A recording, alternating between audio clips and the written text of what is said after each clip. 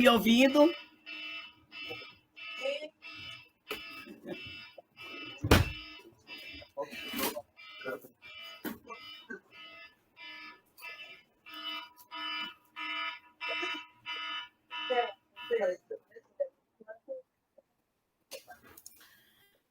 Olá, boa tarde. Está todo mundo me ouvindo e me vendo?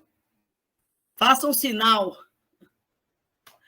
Gente do céu, eu estou desconfiada que alguma energia negativa ficou entre Recife e Maranhão, porque não é possível tanto desacerto de uma vez só.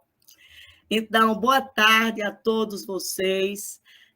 Antes de mais nada, eu quero agradecer o convite, na pessoa da pessoa Valéria, na pessoa da minha amiga Franci, que foi quem fez todos os contatos comigo, e dizer a vocês que aconteceu um imprevisto muito chato para mim e para vocês. Eu amanheci no sábado adoentada, e isso só foi piorando. E eu, sem querer, avisar a Valéria, porque já fui coordenadora, imagino que é um aviso desse num sábado à noite para quem tem uma atividade na segunda de manhã. Então, mas eu não melhorei, fui 2 vezes para o pronto-socorro, até que me encheram de corticoide, e eu, então, estou melhor e em condições de prazerosamente, com muita alegria, apesar de todo o esforço de vocês que estão aí até essa hora, e meu, que ainda vocês estão vendo que eu estou rouca e tal, mas tudo isso vai passar na hora que a gente começar a conversar, né? Então, eu vou dizer a vocês que nessa aula inaugural, o que eu estou colocando aqui são algumas hipóteses, algumas reflexões, que evidentemente que são da minha inteira responsabilidade. E por isso mesmo poderão ser polemizadas, discutidas e ponderadas.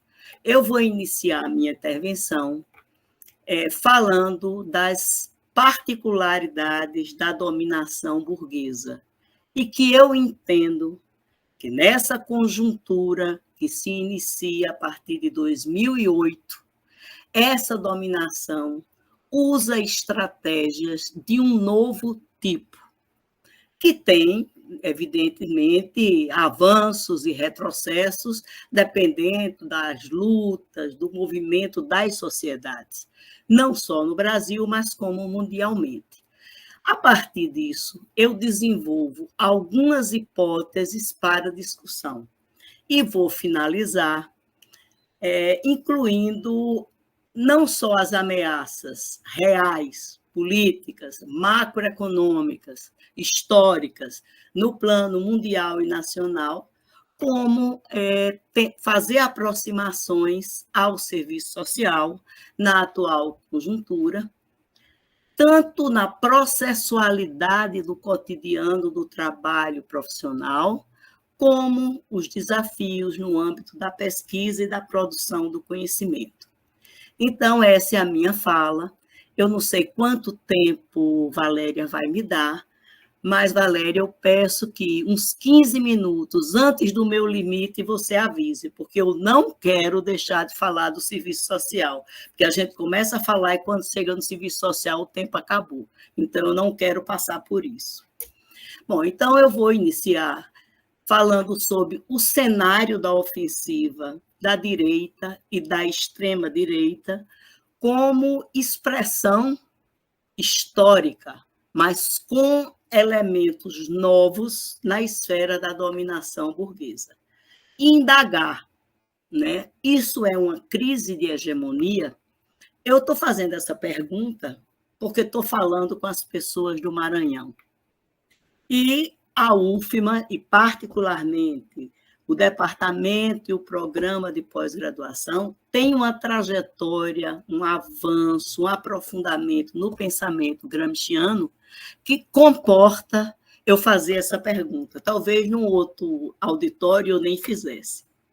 Bom, então, eu acho que a atual fase ela é marcada, como eu já disse, por novas estratégias de dominação burguesa, cujo projeto político de classe possui particularidades nacionais e globais e expõe diretrizes econômicas, sociais, culturais e morais, cujo caráter neoliberal, ultraliberal e neofascista, que não são exatamente a mesma coisa, vem sendo conduzido pela direita e pela extrema-direita, ainda que com resistências, ainda que com tensões no interior da própria burguesia.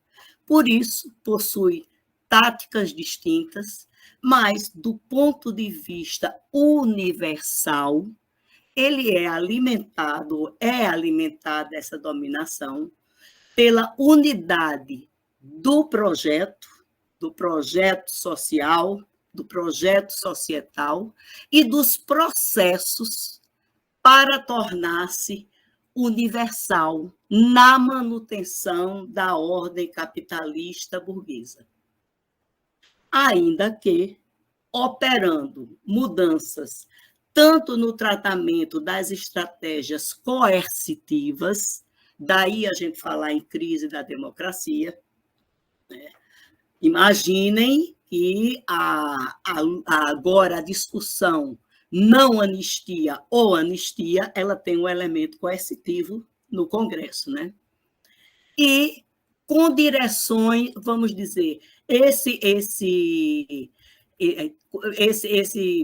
essa dimensão coercitiva, no caso brasileiro, ela também passa pela desqualificação do poder judiciário, mas também ela opera na produção de consensos, tanto na coerção, que não é a coerção exatamente clássica, são outras formas de coerção, ainda que no Estado de Direito, não é uma ditadura, e também produzindo consensos. E, para isso, utiliza-se de novas táticas, tipo, a principal para mim, são as narrativas antissistêmicas e a rebeldia na forma e o conservadorismo no conteúdo. Por exemplo, é histórico no Brasil, pelo menos pós-64, quem ocupava as ruas? Nós, a esquerda. Quem ocupava as reitorias? Nós, as esquerdas. Quem ocupava as repartições públicas, o INSS? Nós, as esquerdas. Quem ia para os palácios de governo ou para as prefeituras? Nós, a esquerda. E, de repente, essa rebeldia, desde 2016, passou a ser ocupada pela direita. Né? A Faria Lima foi para a rua. A direita foi para a rua. Quem foi que ocupou os quartéis? A direita ocupou os quartéis. Então, veja, uma das táticas é rebelde na forma, motociatas. Quer coisa mais moderna e rebelde do que motociatas? E conservadora no conteúdo. Esse é um exemplo. A outra são as narrativas antissistêmicas. Trump disse: vamos comemorar hoje o Dia da Independência dos Estados Unidos. É uma narrativa antissistêmica. Bolsonaro dizia: não farei acerto com o Centrão, vou fazer a nova política e a única pessoa que vai entender de economia aqui, lá no posto Ipiranga, é o meu ministro da Economia. A nossa política é diferente. Bom, foram essas narrativas que nós observamos, na tentativa de quê? De pautar modos de ser e viver da sociedade, particularmente das classes trabalhadoras e subalternas, mas não só, visando a adesão da pequena burguesia, nós, visando a adesão das classes médias e dos profissionais liberais, e a adesão do que Philippe Damier chama de lumpenproletariado. Né? O pessoal do Jogo do Bicho, o pessoal dos postos de gasolina, que costuma misturar água na gasolina, as churrascarias de beira de estrada, que fazem uma pequena lavagem de direito, os grandes shoppings, os grandes comerciantes, a Havan, por exemplo, mas não só, né? Aquela grande churrascaria que eu não me lembro mais do nome. Então, é a adesão, tanto da burguesia como da pequena burguesia e do proletariado. Então, vejam, essa processualidade que está em andamento requer a instrumentalização da democracia liberal, burguesa, parlamentar e eleitoral. Ela instrumentaliza governos, parlamentos, se legitima pelo voto, se legitima pela representatividade racial, pela representatividade das mulheres, pela representatividade das rebeldias. A gente pode ver isso nas novelas da Rede Globo. E dos mecanismos, ela tanto atinge esse aspecto, como os mecanismos legais de atuação e participação pública na esfera constitucional, parlamentar e histórica. Ela faz isso, né? Basta a gente lembrar o seguinte: eu imagino que vocês aí sejam contra a anistia de 8 de janeiro. No entanto, há uma socialização de uma ponderação de que a moça apenas usou um batom e que era uma velhinha que estava lendo a Bíblia lá dentro do quartel. Só que nesse da velhinha e da cabeleireira do batom, vão 5 generais, vai um ex-presidente, vai a corja de 5 mil militares que ganharam dinheiro dentro do governo, mas o que aparece são a velhinha da Bíblia e a cabeleireira que disse que usou batom para manchar a escultura lá da Justiça. A outra coisa é que esse processo, ele também ele carrega implicações que são imediatas, a fogo, a quente, e implicações mediatas, exatamente aquelas que não aparecem, e que nós, pesquisadores, vamos sempre em busca delas, que interferem em conquistas civilizatórias, direitos políticos, sexuais, de mulheres, de pretos e pretas, de pardos, de sociais, afetos também às contrarreformas do Estado, fundo público, cultura, educação, também afetam esses setores da nossa sociabilidade e, diante disso, paulatinamente, sutilmente, vão formando uma sociabilidade anti-intelectual, uma sociabilidade negacionista do conhecimento e da educação, uma sociabilidade que vulgariza o fundo público, porque admite que todo o uso do fundo público é corrupto, embora não dê uma palavra sobre as emendas parlamentares, que é do fundo público, além da cultura, né, dos proibicionismos, da censura, do esvaziamento do serviço público e das carreiras do Estado. Gente, isso aqui é para a gente passar 3 dias discutindo. Porque são dimensões muito grandes, que cada dimensão dessa a gente tem que pesquisar, a gente tem que avançar, porque o proibicionismo, ele não vem da lei, ele vem da religião, ele vem do conservadorismo. A pilhagem do fundo público não vem explicitamente, vem dizendo que o serviço público é fraco e o bom é o serviço privado, vem das emendas parlamentares, vem da perseguição à educação libertária, vem do esvaziamento do serviço público. Vocês devem ter visto que, dentro de 10 anos, 25 mil servidores públicos se aposentam e que será necessário o Estado planejar novos concursos para suprir essas vagas. Aí, ao mesmo tempo, a mídia diz: antes de decidir quais são as vagas, vamos fazer a limpeza e o enxugamento do serviço público.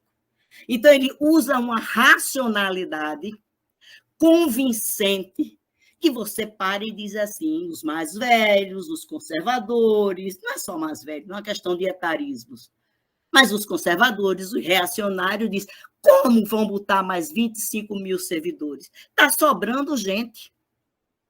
Para de fazer concurso. É assim que essa sociabilidade vai sendo tecida. Então, ela vai sendo, quer sobre a ressignificação ideopolítica, quer pela subtração de conquistas civilizatórias. E vai fazer isso como? Generalizando violências, cultura do ódio. Olha a cassação de Glauber. Olha o extermínio da população periférica, que, ao mesmo tempo, conflui com a elaboração do Sistema Único de Segurança, mas conflui com as medidas que o governador de São Paulo, a maior cidade do Brasil, também tem dado, sem querer alterar em nada a ligação entre a Polícia Civil e a Polícia Militar. O outro ponto, a ofensiva desde 2008 pelo consumo privado, pela produção de nova mercadoria, inclusive no campo dos serviços. Olha, vocês lembrem, eu sei que vocês sabem disso, que o período fordista keynesiano esteve entre os chamados anos gloriosos, que vai de 45 a 75, tudo dele era massivo. Todas as geladeiras eram iguais, todos os fogões eram iguais, todas as panelas eram iguais. E hoje, se você for comprar um fogão, você vai querer um fogão azul que combine com o puxador azul da gaveta do armário,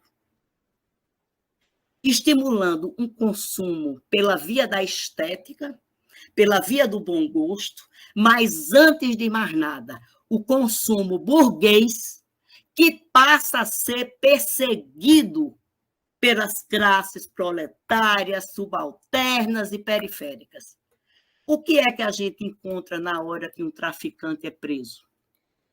Um Lamborghini na garagem, uma piscina, uma banheira de hidromassagem e uma coleção de relógios. O que é que a gente encontrou quando o Eike Batista foi preso? Uma Lamborghini, um conjunto de relógios, uma piscina e uma hidromassagem.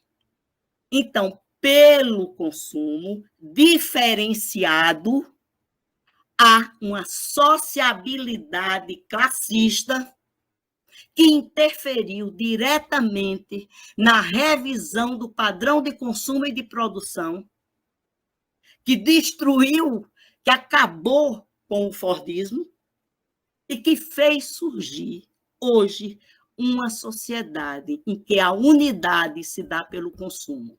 Quem é rico, você sabe, pelo jeito que veste, pelo jeito que come, pelos vinhos que toma, pelo restaurante que frequenta. Então, nesse sentido, há uma socialização dos conceitos privatistas e vamos dizer, essa socialização dos conceitos privatistas passa por onde? Pela ausência de uma luta organizada em defesa de bens e serviços. Eu não sei aí quem sobrevive sem um plano de saúde. Vocês podiam levantar? Tem alguém aí que tem plano de saúde?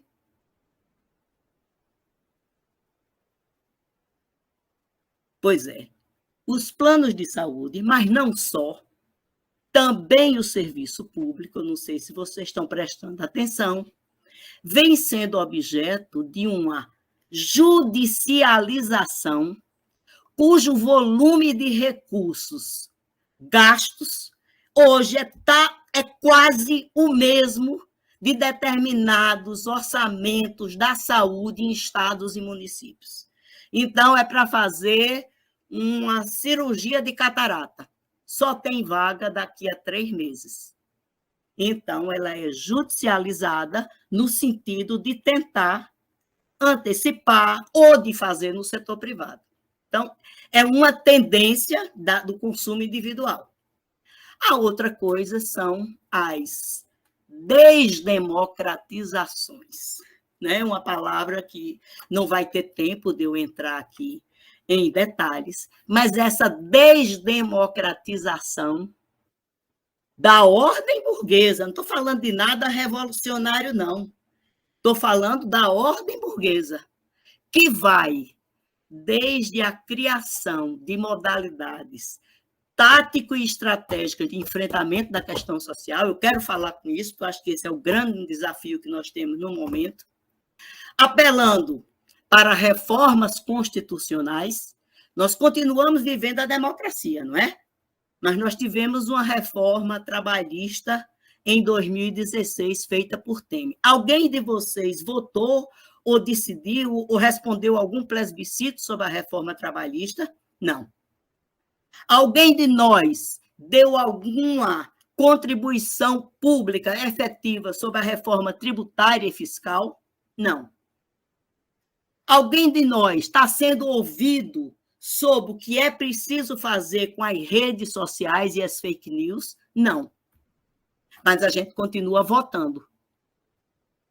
Alguém de nós sabe exatamente quanto o agronegócio investiu para eleger os deputados da bancada ruralista? Não. Quantos pastores, ou da Igreja Católica, ou que não seja católica, contribuíram para a bancada da Bíblia? Quantas milícias contribuíram para a bancada da bala? Não. Mas vivemos na democracia. E essa democracia é cantada em loas. Nós defendemos a democracia, porque, historicamente, para nós, a antítese da democracia é a ditadura. A gente não consegue nem estar pensando no que eu chamo da crise da democracia burguesa, que é a operação de medidas arbitrárias, de medidas sempre contra nós, nas antirreformas, mas que não alteram o Estado de Direito. Então, dentro da democracia, a gente termina convivendo com o miliciano, com a bancada da bala, da Bíblia, da terra e de outras coisitas mais, sem que isso altere o Estado de Direito. Ora, é impressionante, inclusive, como essa direita, e eu não sei a posição de vocês, inclusive se apropria da nossa linguagem. Eu não sei se vocês viram, mas o presidente do PL disse que se Mota não colocasse em votação o projeto da anistia, ele ia fazer uma greve de fome igual ao Glauber fez. Como é que pode? Olha a inversão e olha a contextualidade que nós estamos vivendo. Bom, então, eu penso que o conjunto dessas questões nos obriga, e esse é o primeiro desafio que nós temos pela frente, a perquirir, investigar, estudar, sistematizar e problematizar no plano imediato, no plano mediato, a realidade, para conhecer as mediações, os fenômenos, os fatos principais e secundários que vinculam as expressões objetivas, fenomênicas, as que a gente vê no jornal, na revista, na rua, no âmbito da legalidade do cotidiano, das políticas, dos programas, das instituições, inclusive dos processos de trabalho do Serviço Social brasileiro. Seja na atuação direta, seja captando fatos e demandas que devem, que precisam, que clamam por ser objeto de produção de conhecimento crítico. É preciso a gente estar muito atento para não tornar os fundamentos teórico-metodológicos do conhecimento materialista, marxista, crítico, em categorias ideais, aonde a gente fica procurando como é que essas categorias chegam na realidade. E escrevendo lá, meu projeto de pesquisa está baseado no materialismo histórico e dialético. Aí levanta, já chega fazendo afirmações para procurar se elas se encaixam na realidade. Não estou dizendo que isso aconteça aí, mas é um desafio. Todos os alunos que participaram, estou dizendo isso aqui a vocês porque eu disse a eles a semana passada, todos os projetos que eu li de acesso aqui na seleção da pós-graduação, não teve um que não fosse materialista, histórico e dialético, como se fosse um mantra para entrar no programa de pós-graduação. Né? Eu não sei, provavelmente isso não acontece aqui, deve ser só uma realidade de Pernambuco, né? Bom, mas vamos adiante, porque se isso for geral, o bicho vai pegar, né? Bom, então, eu quero, nessa aula inaugural, explorar essa síntese que eu fiz. Vocês estão me entendendo? Estão me ouvindo bem? Eu estou falando claramente?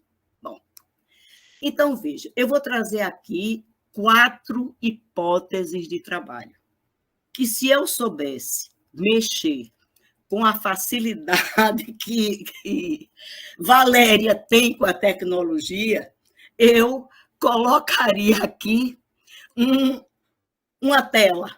Mas, como eu não tenho, sou igual a ela, então eu não vou poder fazer isso. Então, vamos lá. Qual é a primeira hipótese que eu tenho? Hipótese de trabalho.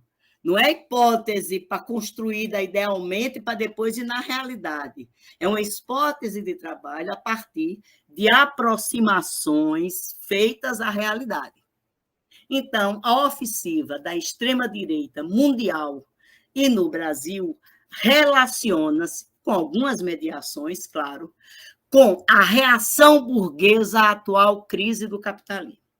Aí vamos com calma, porque também essa palavra crise do capitalismo, já a gente está escrevendo nos bonezinhos de formatura, crise do capitalismo, porque todo mundo fala dela. Agora, se a gente perguntar, mas me diga aí, o que é mesmo a crise do capitalismo?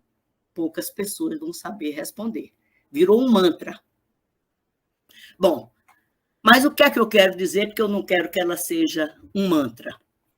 Ela não é uma mera repetição do que foi feita em 1929, por exemplo, quando teve uma grande crise capitalista, quando as crises que aconteceram nos anos 70, nos anos 80, esta crise de agora é uma crise real que começa em 2008, quando o sistema financeiro explode nos Estados Unidos, porque era irreal. As pessoas compraram casas, hipotecaram as casas, mas não conseguiram pagar as prestações.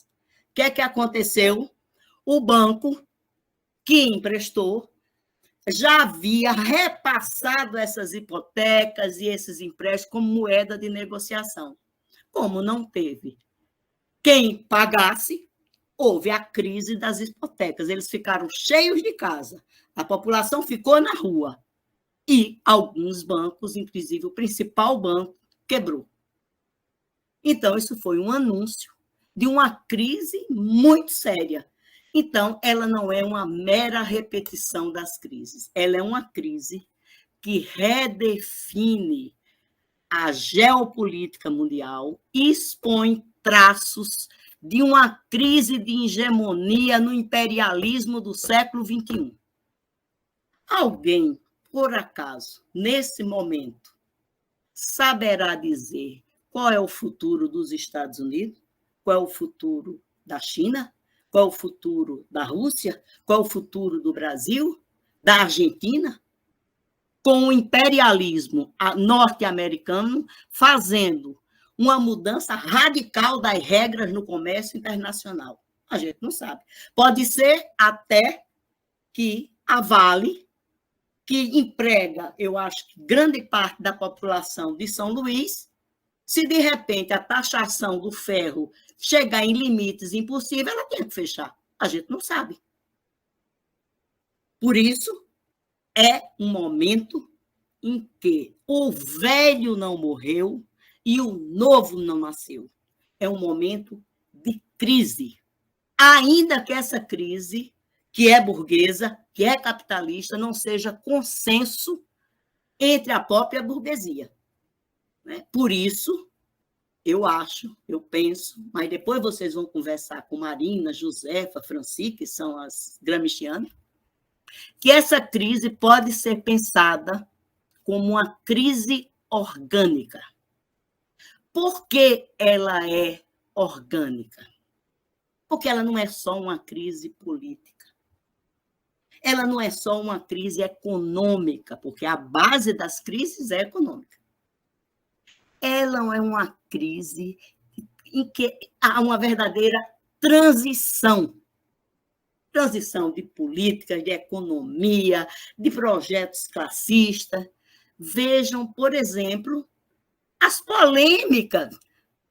Vocês sabiam que o Centrão já saiu da luta pela anistia? Só está o PL e o DEM. Por que será que o Centrão ficou progressista de uma hora para outra? Será que é porque tem eleição em 2026? Pode ser, né? Então, vejam, há um contexto muito diferente. Então, disso aí eu desdobro o seguinte, que para a burguesia, o enfrentamento dessa crise, iniciada em 2008, que se estende com baixo crescimento de todas as economias mundiais, a única que cresceu foi a China. E por que é que os Estados Unidos estão enlouquecidos? Bom, mas isso é outro assunto. O enfrentamento da crise passa pela implementação de um programa de austeridade e supressão dos controles sociais públicos e da ofensiva, da luta feroz contra os trabalhadores organizados, sempre mediados pela conservação dessa democracia eleitoral, pensando já no pleito de 2026. E esse programa de austeridade passa pelo ajuste fiscal, redução da intervenção do Estado e formação de uma cultura em que a democracia se ajusta à liberdade do mercado, cujo sujeito, prestem atenção, porque eu vou voltar a isso, é o sujeito consumidor, e não o sujeito portador de direitos. É o sujeito consumidor. E tudo que é privatizado é pensado como complementação ao público. Não tem aposentadoria, tem a complementar. Não tem saúde para todos, tem a complementar. Não tem... Olha, tudo que é transformado em mercadoria é pensado para os que podem comprar. E o que sobra do público é para os que não podem pagar. Só que na luta social, os que podem pagar, ou os que têm direitos corporativos, como aqueles oferecidos pelas empresas, não constrói unidade na luta. Eu duvido se todo mundo se recusasse a pagar plano de saúde, se a gente não teria uma criação de uma saúde pública decente. O que é falta para o setor público é demanda para o setor privado. A nossa necessidade se transforma em demanda para transformar negócios em negócios lucrativos.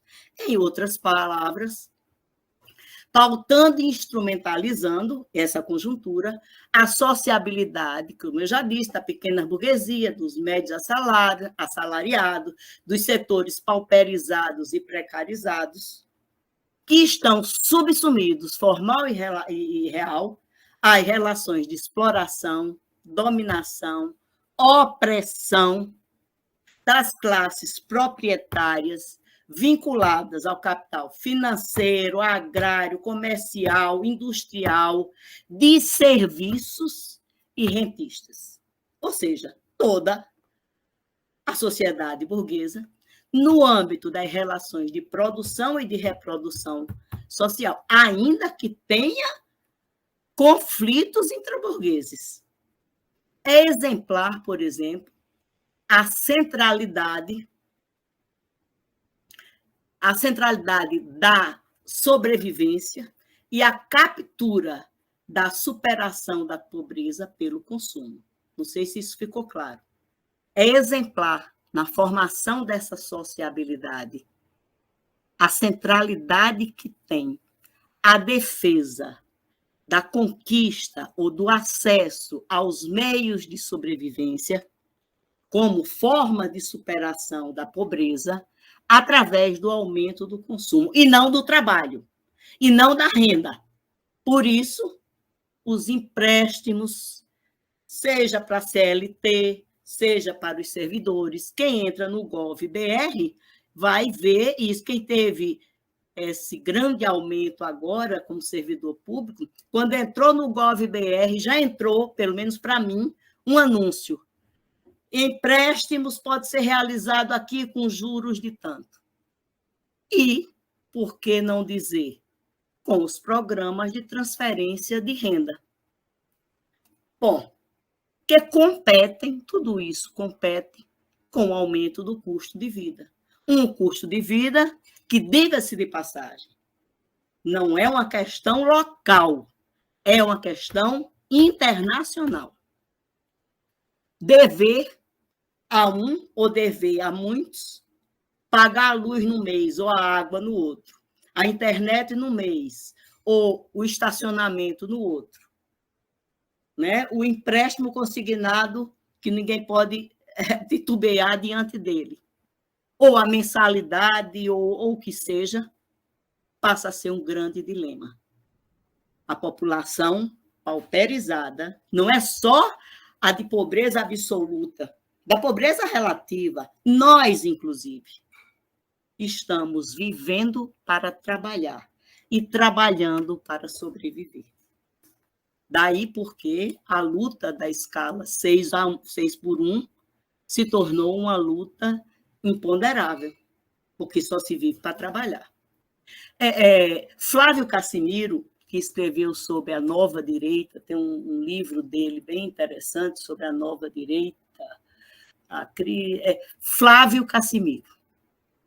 Ele diz o seguinte, que a burguesia moderna tenta se perpetuar através de operações de hegemonia, isto é, meios de atividade e iniciativas de uma ampla rede de organizações culturais, movimentos, instituições, mídias, redes sociais, que difundem e naturalizam capillarmente pela sociedade sua concepção de mundo e seus valores, constituintes como alicerces, trincheira da dominação de classe.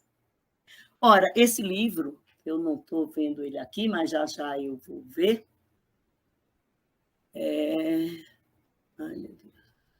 A Nova Direita, chama-se A Nova Direita, de Flávio Casimiro. É um livro interessantíssimo, porque ele mostra como as escolas, as fundações, enfim, uma série de instituições trabalham contra nós, porque trabalham na legitimação dos valores que permitem tudo isso que eu falei antes. Nesse sentido, a crise orgânica talvez tenha sentido, porque ela torna-se fundamental para problematizar histórica e teoricamente as contradições da sociedade e essa suposta crise de hegemonia. Né? Então, é nesse sentido que a gente vai assistir, vai perceber como as contradições da sociedade burguesa e suas relações sociais de classe se espraiam pelas classes subalternas, seja com iniciativas consensuais, seja por essa suposta democracia burguesa, eleitoral e do Estado de direito.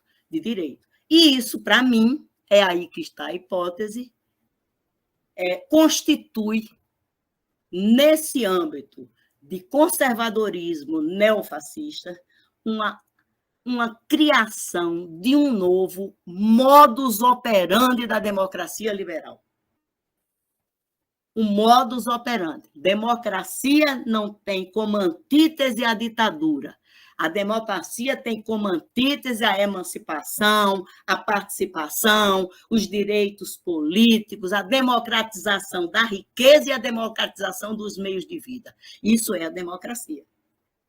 Por quê? Desde 1848, quando a burguesia se juntou com os agrários que fizeram a Revolução Francesa, prometendo igualdade, liberdade, desde aquele ponto, quando os trabalhadores que estavam juntos não se viram representados pela Revolução Francesa, desde aquele momento, a democracia burguesa começou a entrar em decadência. Em cada período histórico, manifestações distintas. Vocês podem ler isso no livro de Carlos Nelson Coutinho, que vocês certamente conhecem, né? E que é quem melhor trata sobre a decadência ideológica da burguesia. Essas expressões são da decadência ideológica da burguesia. Então, nessa redefinição do modus operandi da democracia liberal, há, inclusive, a redefinição, penso eu, de mecanismos de enfrentamento, não é de superação da questão social. Nesse ponto, voltando à ideia de crise orgânica, né, o próprio Gramsci originalmente diz, Marina, depois me ajuda aí, diz que a crise orgânica ela tem duas determinações básicas. Uma, o fracasso de algum grande empreendimento político para o qual a classe dominante impôs ou pediu, impôs pela força o consenso das grandes massas. Ou uma rebelião, uma revolução proletária que também incide sobre a direção e sobre as diretrizes de funcionamento da sociedade. No nosso caso, não foi a revolução, foi a burguesia, sim. Vejam que a pandemia, por exemplo, já criou ali sinalizações com a criação dos auxílios, mas com o gabinete do ódio, com o negacionismo, com a ausência de vacina e com a morte de 700 mil pessoas. Mas não só. A outra grande derrota da burguesia foi o fato de que o neoliberalismo apresentou-se como uma promessa de que, reduzindo gastos, privatizando alguns setores de serviço, haveria, notem bem, crescimento econômico, criação do mercado que se encarregaria de melhor alocar os recursos segundo as necessidades dos cidadãos. Isso aconteceu? Não. Então, esse foi, de fato, o grande fato dos últimos 30 anos que fazem com que, né, não é que os pobres são de direita, é que nós cansamos de ter esperança. Cansamos de ter esperança. E as populações pobres e subalternas também. Olha o que aconteceu na Argentina. Estava outro dia as loas da imprensa. A Argentina é o país da América do Sul que mais crescimento terá. Claro. Matou de fome os aposentados, perseguiu todos os movimentos, aumentou a pobreza, assim até eu faço. Bom, vem então a minha segunda hipótese. Então, a minha primeira hipótese é o peso dos 30, 40 anos de neoliberalismo, que agora quer ser superado pelo ultraneoliberalismo, como uma grande derrota da burguesia. A minha segunda hipótese é que há uma relação dialética e contraditória perpassando a adesão das massas, das classes populares, a esse conservadorismo de direita. As medidas iliberais, a austeridade, as privatizações, mercantilizações, que afetaram as condições de vida da população que resiste, objetiva e subjetivamente, ao desalento, à negação da política. Eles resistem individualmente, desorganizadamente, com o desalento, a negação da política, a defesa da solidariedade entre iguais, o individualismo e a despolitização do cotidiano. Não se trata, e digo mais, temos que nos perguntar por que os partidos de esquerda não conseguiram entender preventivamente isso. A gente não entendeu. 2013 chegou, jogou uma bomba, e nós ficamos perdidos com as manifestações de 2013. Então, as classes subalternas passam a ter a vida subsumida ao trabalho e à sobrevivência pessoal e familiar. Ai, cadê? Só um minuto.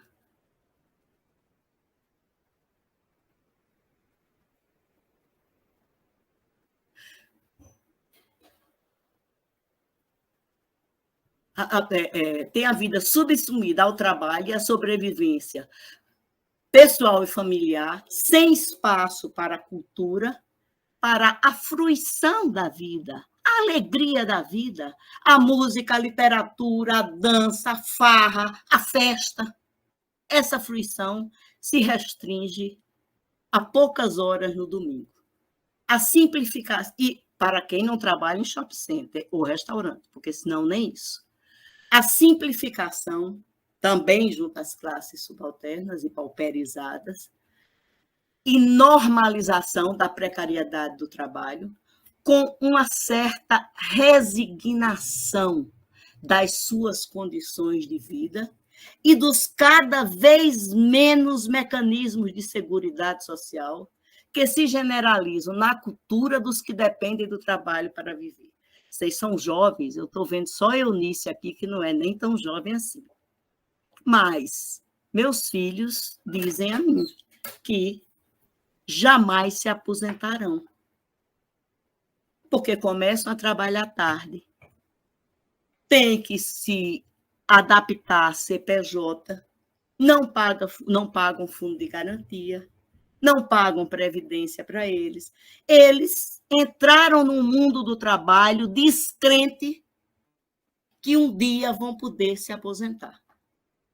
Entraram no mundo do trabalho, no setor privado, que aos 55 anos manda o sujeito para fora e bota um de 30 pagando a metade. E isso está sendo simplificado como a ordem natural do capitalismo do século XXI. Então, a crise, que para a classe dominante é uma forma de superação da crise econômica para produzir mais valor, para produzir mais riqueza, inclusive através do capital financeiro, para as classes subalternas não é nada disso. Ameaça emprego, condições de vida, e o mais complexo, o mais sério, não é só a penúria nem a pobreza material. São as ranhuras, os arranhões, a laceração da cultura política que no Brasil, desde o fim da ditadura empresarial militar e da Constituição de 88, comportava luta e reivindicações sociais por condições de trabalho, direito, serviços, dentre outros. No momento, suas problematizações, isso é preciso ser estudado por nós, passeiam por onde? Pela desqualificação da esquerda reformista, pela desqualificação da esquerda radical, pela desconfiança da esquerda de uma maneira geral, pelo discurso da corrupção como sendo ele o único que valida a esfera da política e pelo individualismo. Na verdade, a esquerda não. Essas populações, elas hoje vivem relações de exploração, dominação, opressões, que na particularidade brasileira de capitalismo tardio, periférico e dependente, a dimensão de classe, vocês sabem disso, é atravessada, mediada por relações sociais de raça, gênero, etnia, geração, orientações sexuais e outras dimensões. Outras que cada dia transbordam dentro da nossa cidade, na nossa sociedade, e que mostram a diversidade da composição das classes trabalhadoras e subalternas, e por isso mesmo, por vezes, revela a ausência de unidade em função da particularidade de cada luta específica. Mas a agudização das contradições do próprio capitalismo e as insatisfações dessa classe trabalhadora diversa, explorada e oprimida, na sua universal condição de dominação, amplia a necessidade de estabelecer novas formas de controle. Esta classe, ela tem ampliada para a burguesia a necessidade de estabelecer novas formas de controle, através de consensos sociais, consensos pelo avesso, contemplando pontualmente algumas necessidades, mas também através da coerção e da violência. E, para isso, são necessários elementos irracionais e a formação de uma visão fatalista e conformista da vida, para manter os sujeitos passivos e fiéis à ordem. Vamos ver o que é que vai acontecer com a cobrança indevida do INSS. Vamos ver. Das associações, né? Que está na crista da onda a questão. Trata-se, gente, como eu já tinha dito, finalizando a minha segunda tese, de valorizar o presente sem pretensões futuras. É o presenteísmo das classes subalternas, trabalhadoras e populares, cuja concepção de vida deve estar adaptada às condições existentes. A prioridade é garantir a sobrevivência, afastando os sujeitos de qualquer perspectiva mais ampla e significativa de ação e inserção política. Por que será que as manifestações que estão sendo chamadas na rua, pelo menos a da Sem Anistia, no dia 30 de março aqui, eu só encontrei as pessoas com quem eu encontro na esquerda há 30 anos.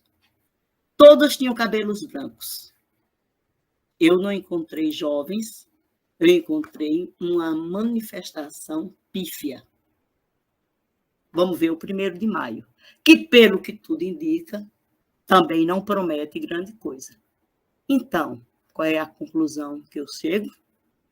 Que a prioridade, a subjetividade dos trabalhadores, a sua consciência social e política deve ater-se a encontrar meios de sobrevivência imediata, ajustando-se ao que existe. E, objetiva e subjetivamente, se adequando aos imperativos dessa ordem, constituindo-se como um consumidor e não como um cidadão, parametrado pela consciência individual do meu, do que eu consumo, do que eu posso pagar e do que eu posso vender, quando não do empreendedor. Ou seja, um esvaziamento da dimensão política da vida, da existência. Eu estou falando disso no âmbito da ordem, eu não estou nem falando numa rebeldia radical. É nesse ambiente que as classes dominantes tentam tornar universal o seu projeto no cotidiano e no senso comum. Não são nas grandes narrativas, é no miúdo da vida, é no detalhe da vida, é no culto, é no discurso, é no programa de televisão, é nisso, é nos sermões, são nas rádios, são nas televisões, na Rede Bandeirante, é na Rede Record, é na fake news, é nas lives, é nisso que essa sociabilidade empobrecida, acabada, sem projeto de futuro, sem espaço para fazer a política, tem derruído os nossos projetos. Bom,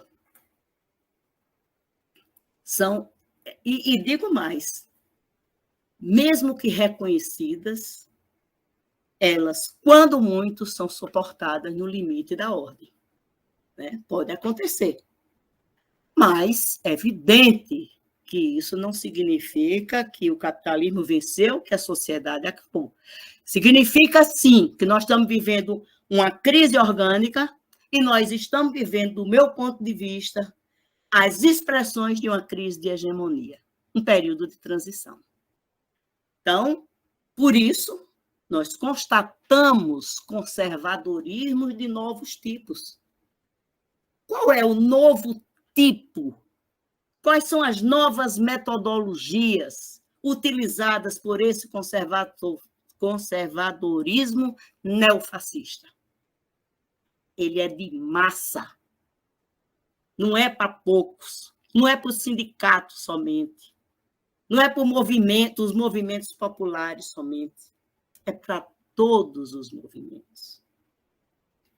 E mais, utilizando de tecnologias midiáticas e de mentiras, e de pressões e ofensivas, e da crise, enfim, de novos modos operantes da democracia, à esquerda e à direita, digo mais, apostando no voto, na representatividade civil de negócios, na sociedade civil de negócios, ou seja, nos negócios, nos serviços, o negócio da educação, o negócio da saúde, o negócio da previdência, nas milícias, no novo coronelismo das emendas, na reificação do judiciário, que subsume pautas de lutas sociais, desqualificação moral do sujeito e, penso eu, de novas problematizações, modalidades de enfrentamento das manifestações da questão social. Pois é, eu penso, em 1995, quando eu escrevi A Cultura da Crise, eu já levantava a hipótese de que estava em curso a cidadania do consumidor e não mais a cidadania política das classes. Ainda que saibamos que cidadania não significa emancipação humana, ela está no limite da emancipação política.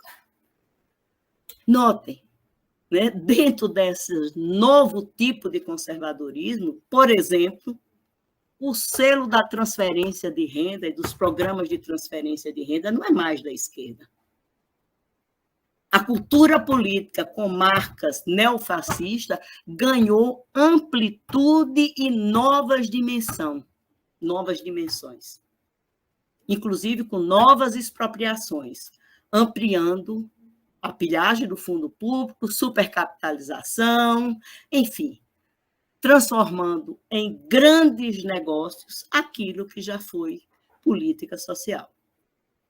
A aposta na governança neoliberal mundial e em forças ditas antissistêmicas e na aversão à esquerda se integram as lógicas e as tecnologias desse século como expressão das ideologias neofascistas. Elas são anticomunistas, anti-esquerdas, presenteístas, conspirativa, xenófoba, racista e mercantil. Notem que um dos grandes eixos do conservadorismo neofascista é o feminismo. O fascismo contemporâneo ataca em todo o mundo a ideologia de gênero. Em todo o mundo. Mobilizado pelas redes sociais e pelo pensamento conservador das igrejas católicas e evangélicas, sob a justificativa da defesa da família tradicional. Trata-se de uma direita, como eu já disse, que apresenta-se como rebelde, sob o discurso antissistêmico, com a centralidade no discurso anticorrupção e na nova política, que nós não sabemos ainda o que é. Porque se a nova política foi o governo Bolsonaro, está difícil da gente encontrar algum elemento novo. Eles são rebeldes na forma, mas reacionários no conteúdo. E o seu próprio foco é apropriar-se das insatisfações e dos desalentos dos jovens de 18 a 24 anos, como um dos traços dessa investida.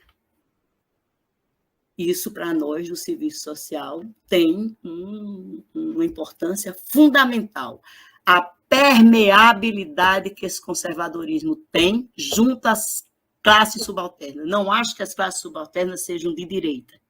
Eu acho que as classes subalternas estão vivendo um momento de desalento, de descanso, de desesperança e estão sendo capitalizadas, capturadas pela direita. Isso não é fortuito. Trata-se de um processo socialmente determinado que não podemos deixar de historicizar.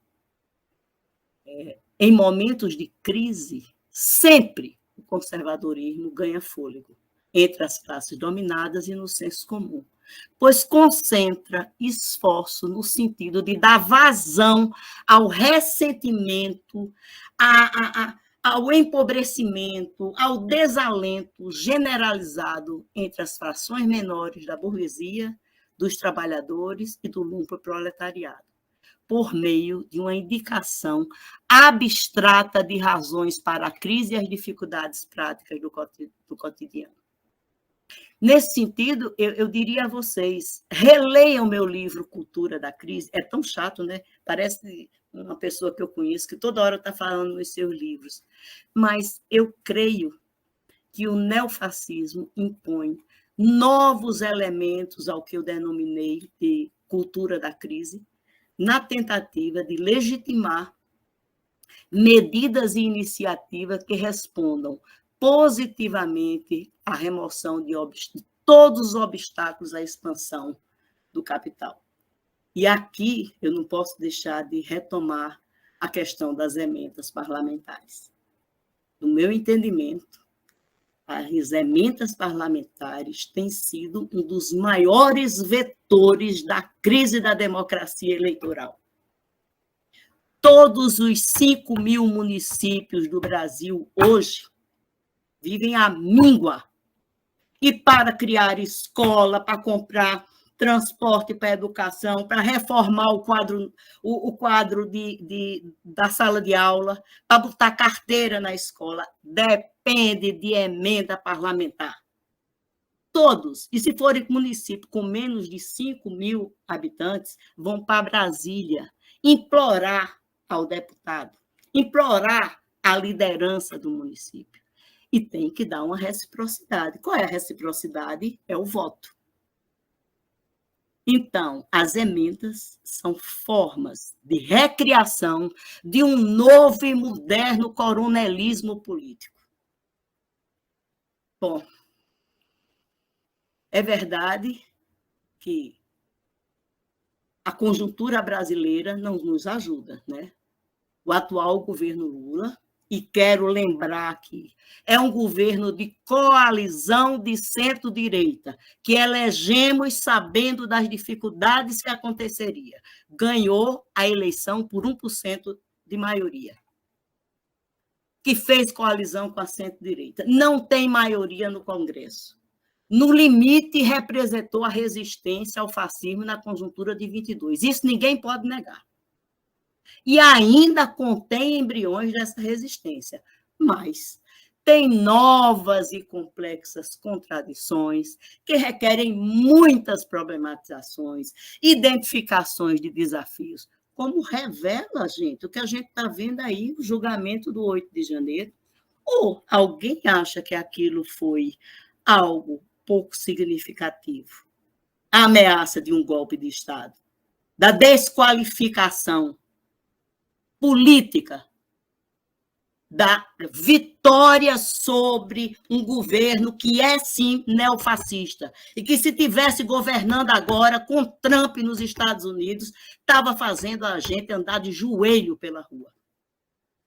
Bom, de um lado, a força parlamentar das bancadas conservadoras, assim como os arranjos políticos que terminam por cumprir com os compromissos da dívida, da política, do ajuste, das isenções, aproveitando-se dos novos modus operandi da democracia. Nós não voltamos pelo arcabouço fiscal, mas ele está em plena execução. Nós não voltamos pelas emendas parlamentares criadas por Bolsonaro, mas os municípios são reféns dos deputados, que contaminam o que poderia ser a autonomia democrática dos pleitos. E outra parte, a fragmentação das esquerdas.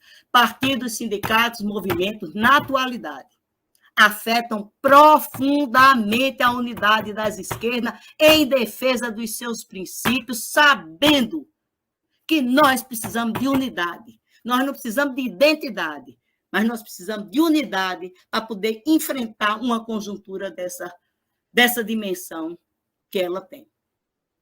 As diferenciações de pauta, táticas, estratégias, sejam elas resultantes da ofensiva capitalista no campo, sejam as medidas que afetam as cidades, seja a ressignificação de valores, princípios, diretrizes, vem alimentando esse processo e incidindo na nossa unidade. Isso é novidade? Não, gente, isso não tem novidade nenhuma. A esquerda nasceu assim. Isso é da esquerda. Ela sempre disputou táticas estratégicas, projetos. O que é que representou Rosa de Luxemburgo em relação ao comunismo? Era uma cisão no âmbito da esquerda. O que é que representou o stalinismo? É uma cisão dentro da esquerda. Mas compete a gente lutar pela unidade, penso eu. Bom, diante de tudo isso, né, eu também me refiro aqui às expressões... Eita, cadê meu horário, Valéria? pelo amor de Deus, já passei do tempo, devo ter passado, já falei tanto. Bom, mas eu vou chegar no serviço social. Então, há também, evidentemente, do que nos toca nesse latifúndio, referir-me às expressões de consentimento passivo e conformismo das classes trabalhadoras, dos jovens estudantes, das jovens docentes, dos trabalhadores nos serviços, dos autônomos, dos trabalhadores de plataforma, dos que se transformaram em MEIs e em menor proporção às populações pauperizadas e sobrantes. Essas não têm nem tempo de exercer consentimento passivo, porque já são passivizadas pela própria natureza. O consentimento de parcela das classes subalternas trabalhadoras à agenda político, moral e econômica da direita, ela emerge baseada no fundamentalismo religioso, no ultraliberalismo e, principalmente, na moralização da sociedade, particularmente no valor atribuído à família. Eis uma questão que nos desafia. Na sua fase gloriosa, o capitalismo necessitava da democracia para consolidar o pacto de pós-guerra. Na atualidade, ela constrói um novo modo de operar a democracia liberal para compatibilizá-la com as necessidades da acumulação financeirizada. É essa a principal razão das expressões antidemocráticas da direita, sob formas modernas e arrojadas para contra-reformar o Estado, adotando como universal uma espécie de pensamento único. Menos Estado, mais mercado, menos emprego, mais empreendedorismo, menos proteção e mais auxílios fiscais. Quero repetir isso aqui. Menos Estado, mais mercado, menos emprego, mais empreendedorismo, menos proteção e mais auxílios focais. Isso porque as ideologias conservadoras, ao tempo em que funcionam como uma frente de atuação dos setores dominantes, oferecem um sistema de crenças coerentes o suficiente para dar suporte ideológico e valorativo aos setores dominados, num arrojado apelo para a obtenção do consenso das massas. Assim, é possível dizer que, frente à crise do capital, a hipertrofia do capital financeiro, a ofensiva ultraconservadora e ultraneoliberal, as classes dominantes, nacional e internacionalmente, promovem as condições objetivas e subjetivas para passivizar as classes subalternas, as classes médias, as classes pauperizadas, de acordo com seus interesses materiais e políticos, ao mesmo tempo em que, com novos modos operantes da democracia, arregimenta meios novos de coerção, que não são exclusivamente da violência física e policial, é da violência política. Ora, tudo isso é evidente que não pode deixar de chegar ao serviço social. Eu acho que o serviço social, eu já tenho dito isso por várias vezes, e eu estou finalizando, né? Vocês já entenderam. Que o momento atual permite invocar a célebre formulação gramsciana para qualificar o atual momento como de transição e não de fatalismo, nem tampouco de messianismo. Um movimento de extrema complexidade. Não é para amador esse movimento que nós estamos vivendo. Mas uma coisa é certa, ele é um movimento de transição. Me repito, como disse Gramsci, no qual o velho não morreu e o novo não nasceu.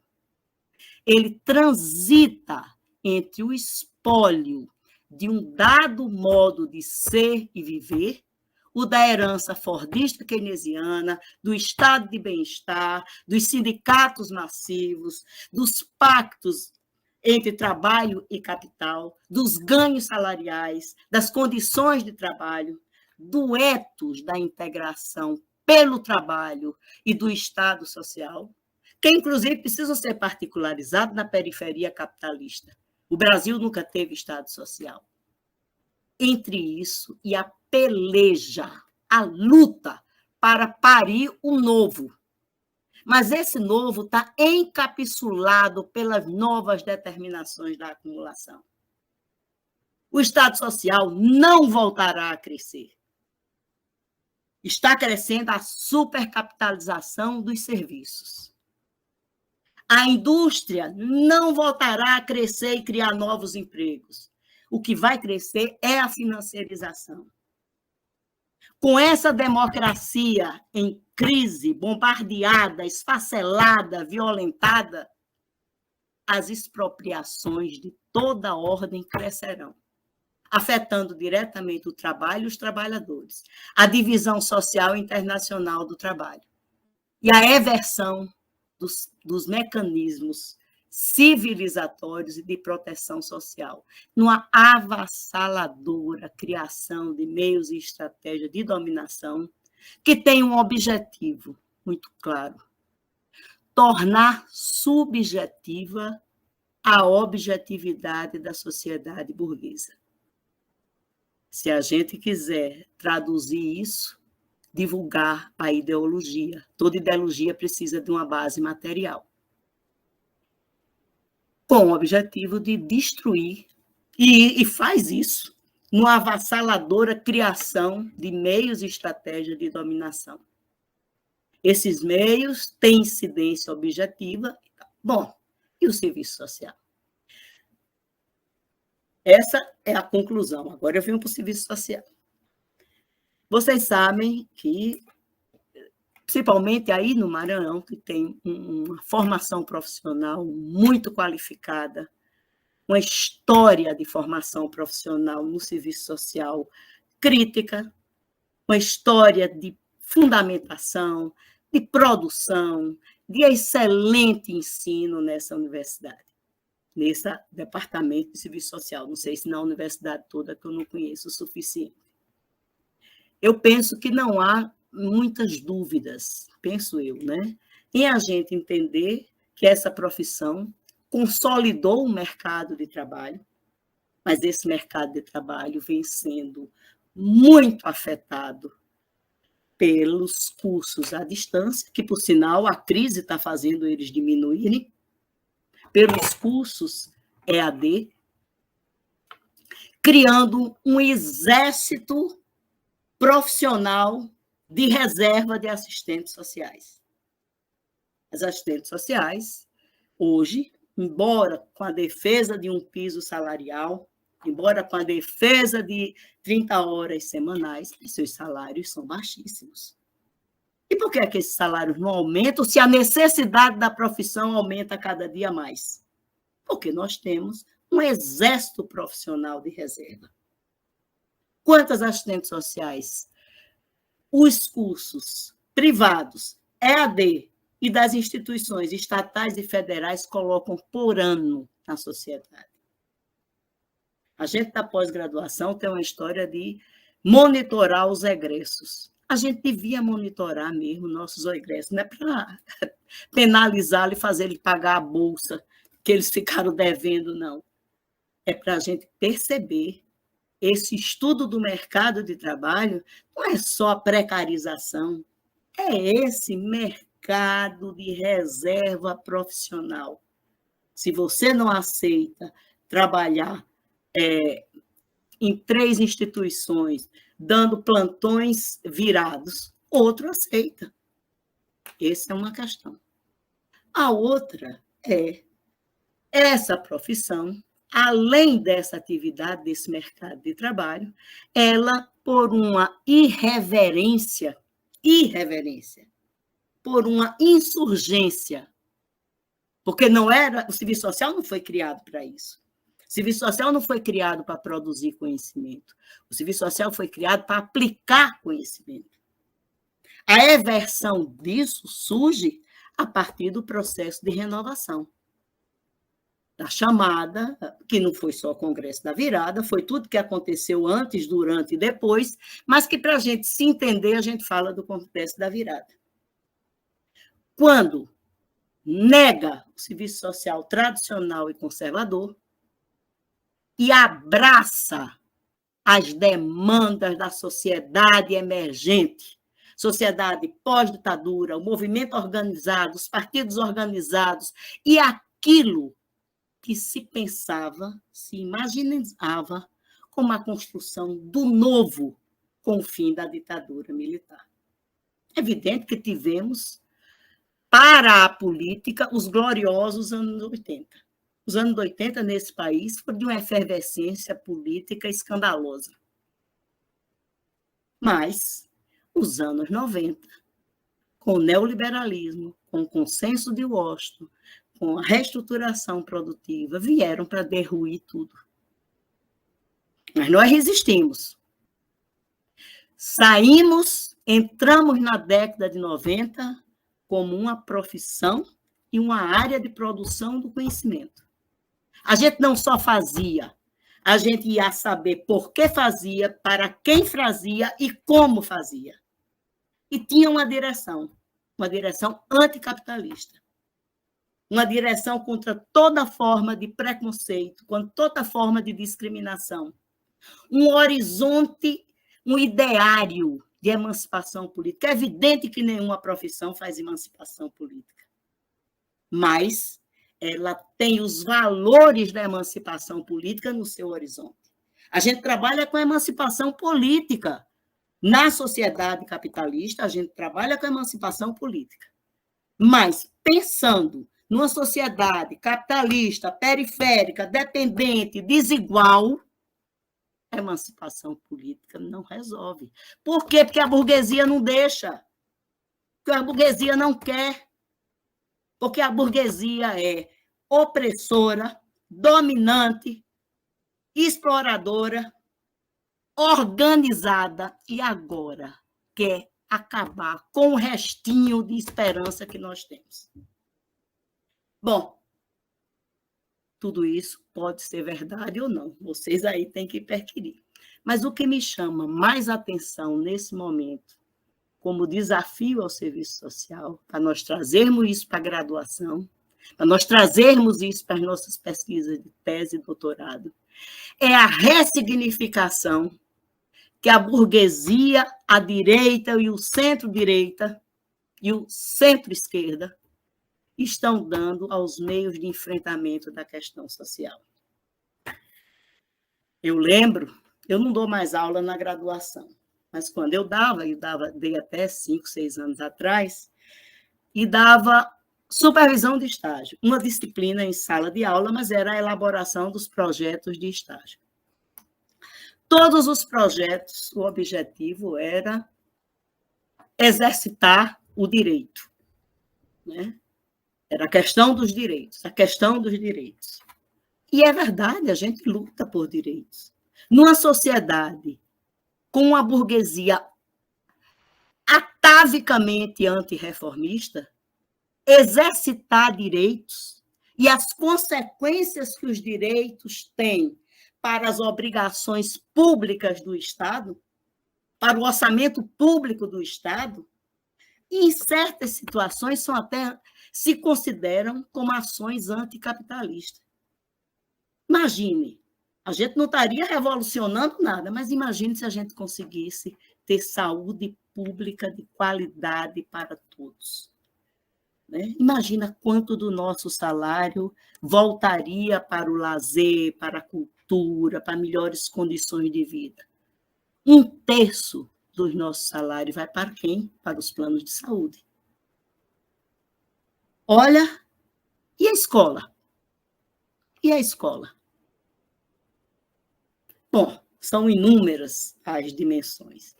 Então, notem, o enfrentamento da questão social começa a migrar subliminarmente, sem ninguém, não precisa de uma lei para dizer isso. É a socialização.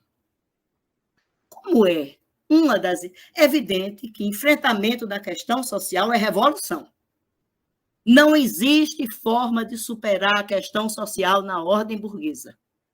O que nós fazemos é enfrentar as expressões dessa questão social, aliando-nos aos setores combativos, organizados e que lutem por outra sociedade. Mas a gente está vivendo uma regressão. Qual tem sido o mecanismo de enfrentamento do desemprego? Eu sou de um tempo que o desemprego vinha por as políticas de emprego eram chamadas políticas de emprego e renda. O que é que compunha as políticas de emprego e renda? Qualificação e formação profissional, salário, auxílio, né, o auxílio-desemprego, e as agências de colocação de mão de obra. Né? A política salarial é também uma política de emprego, a organização sindical lutando por condições de trabalho e tal. Vocês sabem dizer se ainda existe o SINE, Sistema Nacional do Emprego, no Maranhão? Aqui existe? Ele ainda faz locação de mão de obra? Ou ele está preparando empreendedores? Porque a política atual voltada para o desemprego chama-se o empreendedorismo. A Rede Globo faz programas e mais programas no domingo de manhã, quando todo mundo está em casa, sobre empreendedorismo, sobre o trabalho por conta própria.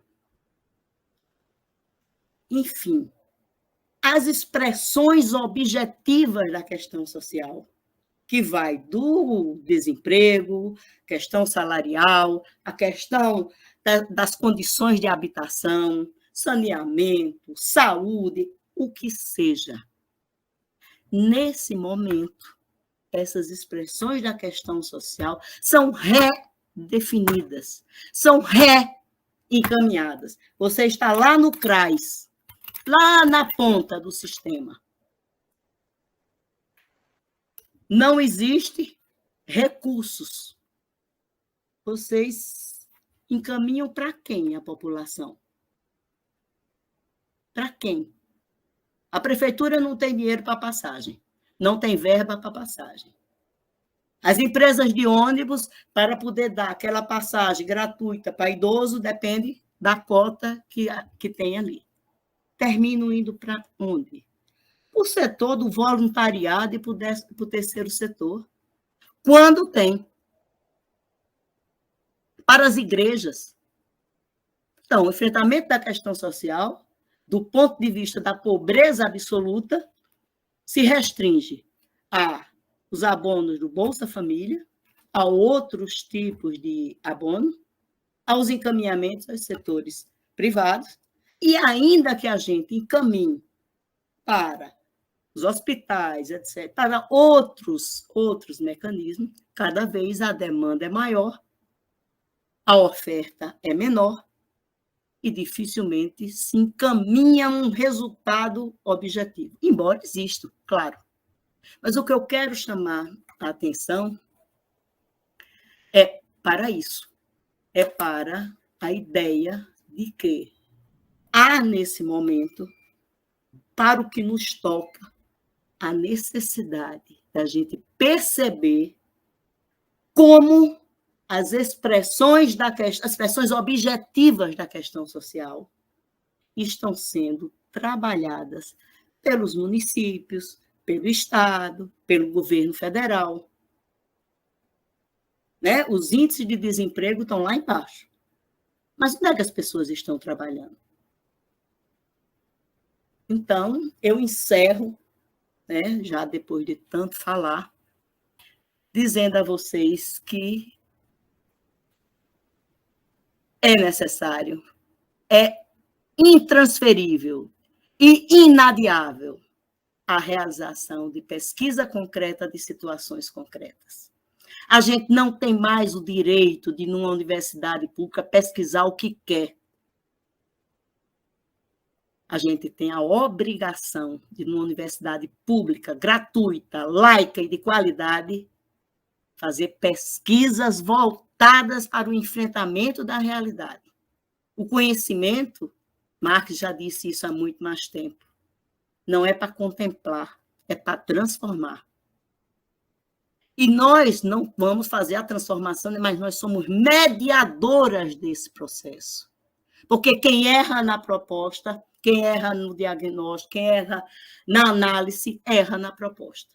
É imponderável. Como é imponderável observar o que é que nós estamos ensinando na graduação. Qual o grau de atualização que nós estamos tendo? Tudo bem, eu não fiz nada demais aqui. Mas quantas dessas questões estão sendo trabalhadas? Não é suficiente, não é apenas Marx, é a inspiração marxiana, teórico-metodológica, histórica e política, que não podemos abandonar. Mas a gente precisa correr atrás de formulações que nos ajudem a entender essa realidade. O conceito de mais-valia é fundamental, mas ele é fundamental entendendo como se produz hoje, como se relaciona com a financiarização. O conceito de consciência de classe é fundamental, mas quem é a classe hoje? Quem são os operários? Qual é a diversificação dessa classe? Quais são suas pautas imediatas? Quem é o capital hoje? Eu sou de um tempo que o maior empregador de assistentes sociais eram as empresas. Hoje em dia, as empresas são absolutamente residuais. Por quê? Por quê? Então, estou cansada. Esse movimento mais geral de produção e reprodução da sociabilidade da sociedade ocidental e que, com determinações muito objetivas, chega na periferia, estão a exigir de nós, eu botei aqui 3 coisas. Recuperar a dimensão pedagógica dessa profissão. Eu tenho um exemplo aqui que eu não sei se vocês vão gostar de ouvir, mas eu faço questão de dar. Eu tenho visto muitas pessoas que trabalham assistentes sociais, que trabalham em universidades como assistentes sociais, em institutos federais, profs técnicos e tal, não sei nem o nome dele, FET, sei lá, é tanto nome,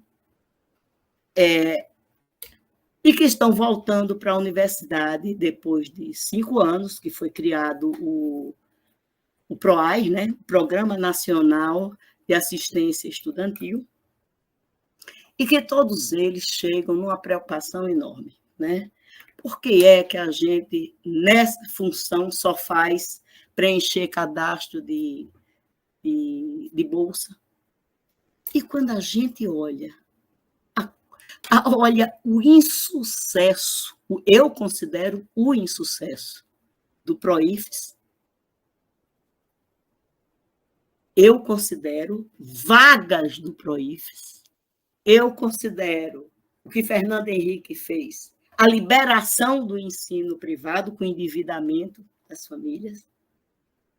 Eu considero a interiorização e a expansão das universidades federais algo a ser cobrado sim pelo movimento docente, cobrado sim pelo movimento estudantil, que o aluno tem acesso, mas não tem direito a permanecer na universidade. É uma democratização para inglês ver. Como é que um estudante do interior, da área rural, consegue permanecer em Recife, se ele não recebe a bolsa de manutenção? E a bolsa de manutenção não é para todo mundo, atende 30%. Aí vem a imprensa e diz: está havendo evasão. Está havendo evasão, porque sempre se criminaliza as populações subalternas quando elas não conseguem ter sucesso. Mas não vem uma denúncia clara e explícita sobre a precariedade dos programas de assistência estudantil, a ausência de alojamento, a ausência de dormitórios, a ausência de restaurantes, a ausência de transporte público para quem conseguiu ter acesso à universidade e poder permanecer. E isso é tarefa nossa também. Então, eu me despeço de vocês, cansada, rouca, mas fiquei até emocionada agora. Mas